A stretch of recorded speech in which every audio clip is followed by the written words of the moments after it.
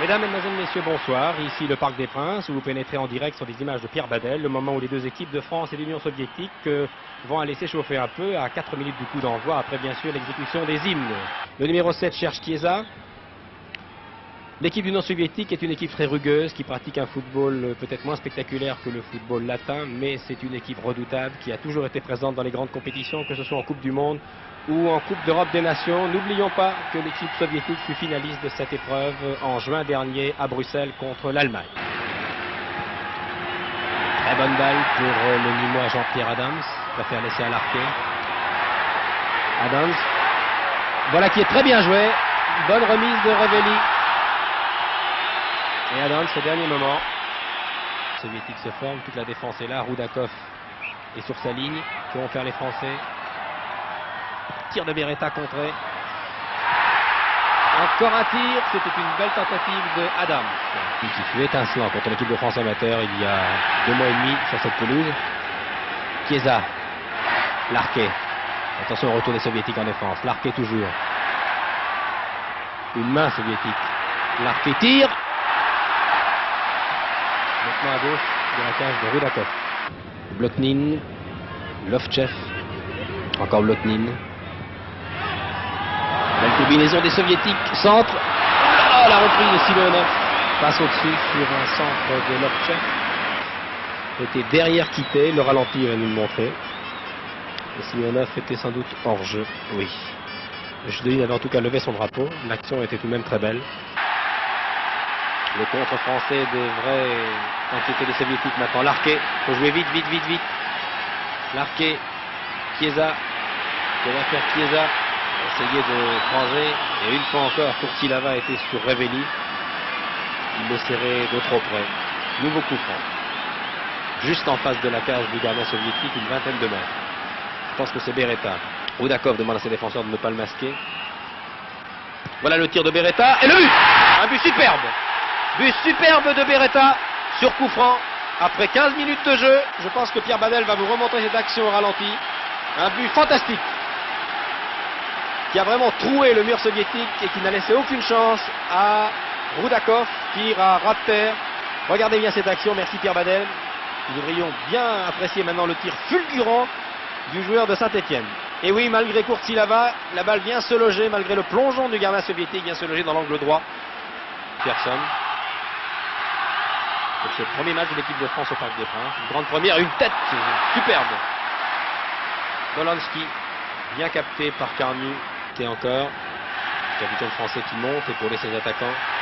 Pour Revelli, il était temps. On n'est pas perdu, encore les Français. Larquet redonne à Revelli. Belle action là des Français. Roudakov sort. Non, c'est une belle carrière. Alors que Marius Trésor, qui n'a que 22 ans, on n'est qu'à sa 7e sélection. Mais on peut déjà dire qu'il a signé un long bail en équipe de France. Trésor. Tir de Trésor. Renvoyé par le montant. Alors que Roudakov a été trompé par le rebond. Au moment où je vous parlais de Trésor, qui fêtait sa 7e sélection.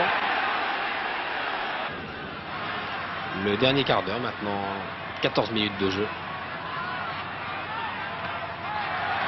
Trésor sur toutes les balles. Quitté, une erreur française. Quitté avec un peu de chance. Un contre favorable de Carnu. Il était temps. Il faut encore de tromper le gardien soviétique. Un avertissement, un défenseur soviétique qui n'a pas respecté le règlement et qui menaçait les joueurs français. Tir de Beretta, fantastique, repoussé par Roudakov, qui est indiscutablement plus à l'aise sur les balles hautes, mais une fois encore, vous le voyez. Le tir du gauche, détourné légèrement par le mur soviétique, a failli faire mouche pour la blessure de Quitté, sans gravité d'ailleurs. Les soviétiques vraiment Pour le pressing, il essaie de surprendre les Français, un tir et un magnifique plongeon de Carnu, qui a eu peu de choses à faire ce soir, mais qui s'en est toujours bien sorti.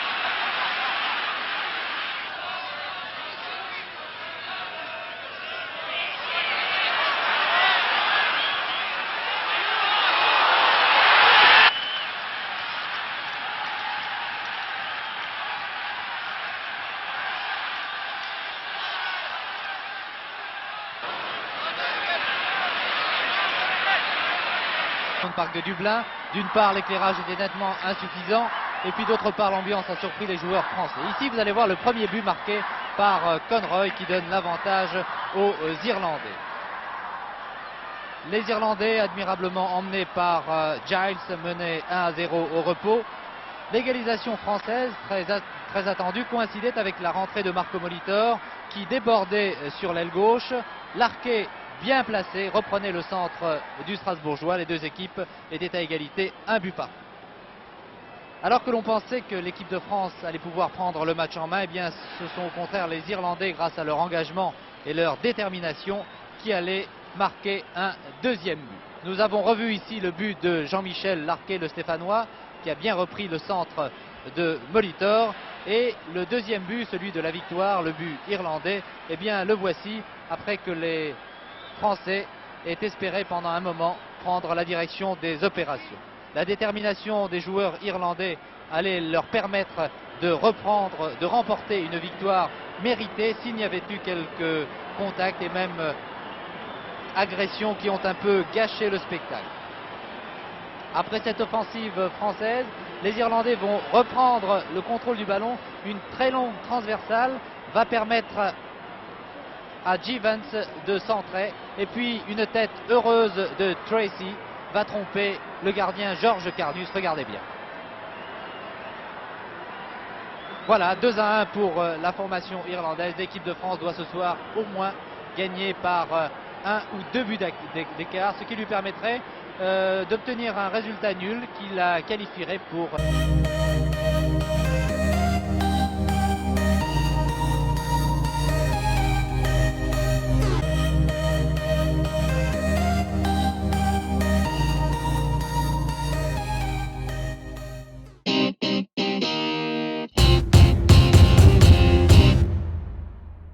Rostani du Paris Football Club, il a de nombreux supporters ici ce soir, vous vous en doutez, 25 ans, c'est sa 23e sélection. Ensuite Claude Quittet au centre de la défense, le numéro 4, numéro 5 McConville, numéro 10 Byrne et non pas le 12. Les Irlandais ont changé il y a quelques instants. Contre-attaque des Irlandais par l'ailier gauche Don Givens du Queen's Park Rangers, un des meilleurs clubs irlandais. Attention à Givens, aux prises avec Trésor. Trésor a manqué le tacle, centre de Givens et corner concédé par Quittet. Hahn, le plus athlétique de l'équipe. Hahn cherche un camarade en bonne position. A trouvé Martin. Martin toujours. Martin croise. Oh, c'est bien joué ça. Tir, non. Manque de précision, mais la combinaison était belle. C'est un tir. Coup franc par l'arrière central Mulligan, qui est le capitaine de l'équipe. Toute l'équipe irlandaise dans le camp français. Peut-être qu'il passe à côté. Mais il y avait un... Rostani, il faut essayer maintenant sur la gauche. Beretta, Rostani est parti en position d'ailier. Beretta préfère passer par le centre, tire au-dessus, mais il a eu raison, Beretta a tenté sa chance. Peut-être une vivacité. Rostani, tir de Rostani contré. par la jambe de Burn, marqué. Voilà une belle action. Dans les 16 mètres, Henri Michel. Centre. Oh, une talonnade de Révelli. Fort bien joué au premier poteau. Talonnade française trouve la faille.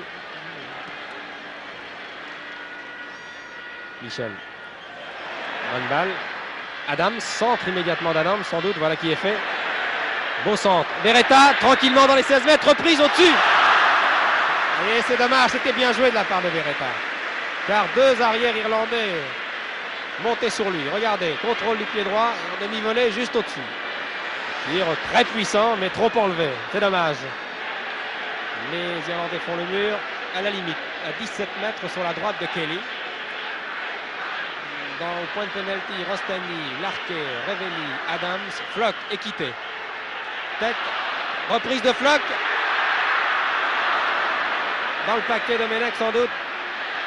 Domenech par la droite, il faut centrer maintenant, voilà qui est fait. Centre à terre qui n'inquiète pas Martins, qui temporise et qui préfère une trentaine de mètres. Quitté directement, oh là là! Un tir canon de Quitté, qui n'a pas attendu que les défenseurs irlandais se placent. Très bien fait de la part du Niçois, et vous voyez que le tir passe. N'oublions pas que les Français ont été battus par cette équipe d'Irlande au mois de novembre. Révelli. Tir de Révelli. Oh là là. Voilà une bonne occasion. Henri Michel protège, vous le voyez là-bas, car Révelli a été bousculé au moment de tirer. Voyons si cela est exact. Non, il tire dans de bonnes conditions. Il est bousculé après son tir. Tir qui passe. Henri Michel. Chiesa. Cherche un partenaire bien placé, difficile à trouver. Adams. Oh, quel dommage. Adams. Ah. Rostani revient. Voilà. On donne à Adams. Ça va très bien joué. Beretta. Pour Chiesa, belle ouverture. Beretta. Chiesa dans les 16 mètres. Ah, c'était un centre-tir de Chiesa, la tête de Révelli. Les Français sont malheureux, maladroits en fin de match. Les Irlandais, eux, jouent toujours avec calme, sérénité. Et ils sont dangereux. Givens, tir de Givens contré par Cardus. Premier sauvetage du gardien français. Et ce sont les Irlandais qui se créent les meilleures occasions en fin de match. Ce n'est pas un conseil, c'était bien sûr un souhait. Il faut pouvoir jouer plus vite, mais les Français ont joué vite par moment, mais pas assez. Oh, quelle belle ouverture pour Chiesa. Voilà le but au bout du pied. Non, rien à faire. Belle ouverture d'Henri Michel. Superbe ouverture. Tiré par Flock. Henri Michel reprend. Beretta et but. Chiesa. C'est Chiesa qui vient de marquer. Ah, c'est un soupir de soulagement. Chiesa vient de marquer sur une reprise de loin. Henri Michel. Serge Chiesa marque le but. Les Irlandais réclament le hors-jeu. L'arbitre accorde le but. Il était mieux placé. Serge Chiesa perd la balle. Rostani, Quitté. Contré. Tracy. Dennehy dans les 16 mètres. Centre. Domenech est là. Les Irlandais aussi. Holmes.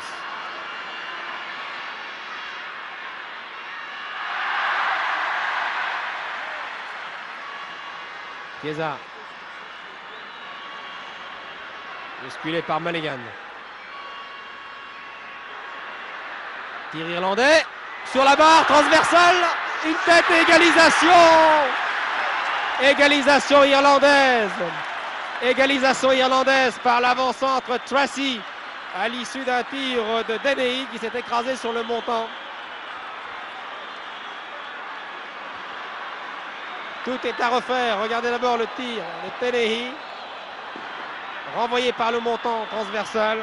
Et c'est Tracy de la tête qui saute beaucoup plus haut que les autres. Je vous parlais de la supériorité des Irlandais de la tête et qui vient égaliser. Tout est à refaire. Les espoirs français semblent s'envoler cette fois. Adams. Chiesa. Kitay. Oh! Reprise magnifique, mais quel arrêt de Kelly!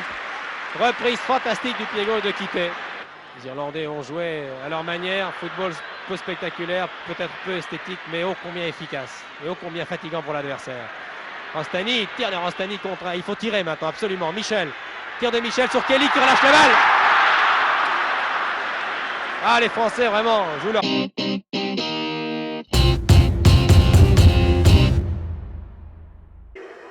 Rappelons un peu les conditions qui sont proposées aux acteurs des deux côtés. Un match nul, l'équipe de France est éliminée dans les tribunes. Un stade à ciel ouvert, pratiquement, quelques petits drapeaux que l'on voit apparaître au-dessus de la Manche. Et une équipe de France prudente, avec Trésor qui s'aligne parfois sur la ligne du hors-jeu. On voyait pour l'instant la défense française s'aligner. Il y avait même un joueur en position de hors-jeu que l'arbitre n'avait pas vu de l'autre côté de l'écran. Et l'arbitre a laissé se développer un mouvement. C'était dangereux, donc il y avait une faute. Enfin, ça n'a pas été grave, le centre n'est pas passé. Baratelli qui remplace Carlus, un Carlus qui a cédé sa place, avec beaucoup de gentillesse. Ce sont les débuts de Baratelli, mais nous l'avons vu jouer 2 fois avec l'équipe de France, quand même, en Amérique du Sud, au Brésil. Un garçon qui vient du Cavigan, ne l'oublions pas, qui a joué à Ajaccio, qui a de remarquables moyens. Et voici une tentative, et Rudak de Floch et Rudakov. Voilà l'arrière offensif. Et voici un Trésor qui a vu très très vite ce qu'il fallait faire. Relance de balle immédiate en direction de Beretta. Ça c'est bien joué. Ça c'est bien joué. Mais personne à côté de Beretta évidemment. Très bien joué. Et un tir de Chiesa. C'était remarquablement joué. Voyez-vous, on va disséquer cette action. Trésor qui relance très très vite, qui proteste contre l'arbitre. Il a tort. Il risque d'indisposer un directeur de jeu qui n'en pouvait mettre. Christophe en profondeur.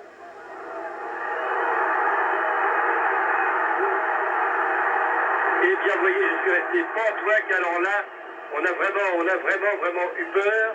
C'était un grand jeu et je ne serais pas assuré qu'il n'y ait pas eu en jeu. Et c'est la contre-attaque. Trésor est décroché. Tout le monde est en ligne, en défense. L'autre chef est monté, c'est l'arrière gauche. Voilà qui situe l'esprit offensif des Soviétiques. Andreas. C'est Floch qui vient défendre. C'est l'image même aussi de cette équipe de France. Et Rostani n'avait pas sauté, il s'est contenté de faire opposition. Donc, le scénario proposé aux acteurs favorise la tâche des Soviétiques, alors qu'il rend très difficile celle des Français. Et voici un arrêt magnifique. Magnifique, c'est un bloc-in autour du ballon. Et puis on joue à 2. Troisième, la balle est contrée, la troisième passe toujours. Trésor qui monte. C'est bien joué, Kitay. Cette balle redressée. Et Révéli qui s'arrache les cheveux, évidemment. Qui accourt dans leur championnat. Dans le championnat, en cas de résultat nul, on tire des pénaltys. Et très bon plongeon de Baratelli qui s'est pressé. C'est remarquablement joué. Alors là, Baratelli, ils sont vraiment très sûrs de leur manière, qui ne craignent pas vraiment le pire. Pas d'affolement, pas d'énervement. Et c'est le but, et c'est le but sur cette contre-attaque, ça se sentait. Les Français attaqués. Oui, bah c'est triste. Ah oui, alors Philo ça nous pendait au nez depuis, ça mijotait depuis un petit moment déjà. Il faut reconnaître que les Russes sont plus forts. Et j'en viens à dire que l'occupation du terrain chez les Français n'a pas été suffisamment appliquée, les consignes que l'on donne. Oui. Je voyais ça au point là, on voyait ça. 2 bleus pour un blanc et le blanc est passé tout seul. Oui, moi aussi. Peut-être plus de cette défaite par des bases de départ lointaines, c'est-à-dire au milieu de terrain. Et puis que ça commence. Un très bon tir, un deuxième tir. Ah, c'était bien donné. C'est un but magnifique. Vous avez vu Onichenko qui est arrivé. c'est un but magnifique des deux hommes. Oh, c'est un but magnifique, absolument magnifique. C'est remarquablement joué, absolument remarquablement joué. Et voyez-vous, ce sont ces attaquants de pointe qui sont là au bon moment. Ils sont là au bon moment, Vous voyez,